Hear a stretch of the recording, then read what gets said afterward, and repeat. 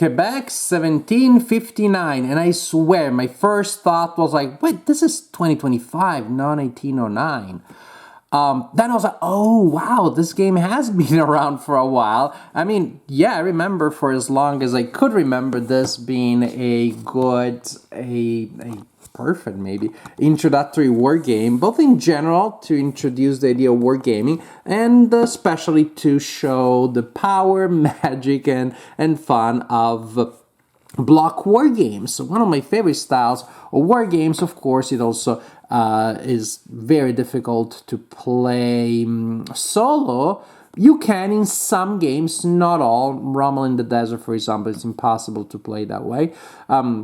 In which you play with the blocks facing the owning players so that you know where the troops of the opponents are, but not exactly what they are. We reveal them when we fight, and then we put them face up. Another advantage of block war games, of course, is that you can turn the blocks for step reduction, which is a very elegant way of representing more than two states of the same unit.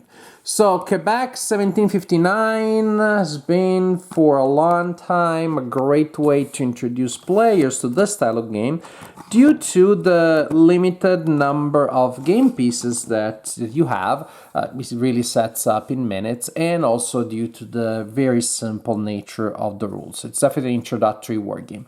So 50th anniversary, I reviewed the game in the past, so this video is gonna be other than a celebration. All right, good, happy anniversary, happy birthday, Quebec 1759. But this is mainly gonna be a component overview. So we have a box where with a proper lid and all sides printed and looking nice. Some of us remember earlier Columbia games that came with nondescript generic boxes with a cardstock sleeve that went on them, and that meant when you set them on the shelf this way, they were all indistinguishable. There was a blank side here. Now we have a proper box, so with proper art, with a proper lid and proper sides of the box. We have another upgrade for the rulebook. It's nice glossy paper with color illustrations. In my days, it used to be regular black and white paper. Stickers, which I haven't attached to the blocks yet. Very nice and clean, as many stickers for block war games are, at least from Columbia. And little details here. You see how the background has a little bit of shadowing there in the top right corner. That should make for nice visuals when we attach them to the blocks. A nice sturdy and colorful battle display when we're gonna resolve our battles, placing our blocks on the left, center, right, and in reserve. Very nice. And the board, of course, that's gonna be what takes the prize here. Nice thick mounted board that kind of looks like an actual old map. There you go. Oh no, they printed it upside down. Too bad. Oh wait, there you go. Life hacks, am I right? There we go.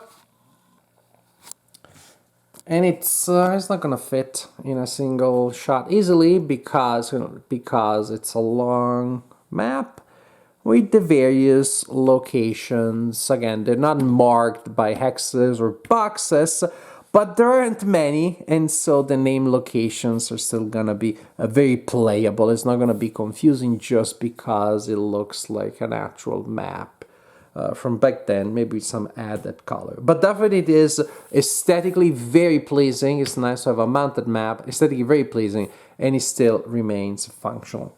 And then we have the blocks themselves. I haven't attached the stickers yet, and they are our usual Columbia blocks. Although, if I express the most specific opinion that possibly anybody ever expressed about a war game, I like these blocks, but I prefer the ones that are slightly rounded edges in games like Julius Caesar by the same publisher.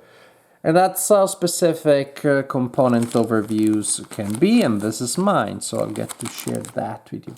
And we have dice, plastic dice. You can roll them. There you go. Good numbers there.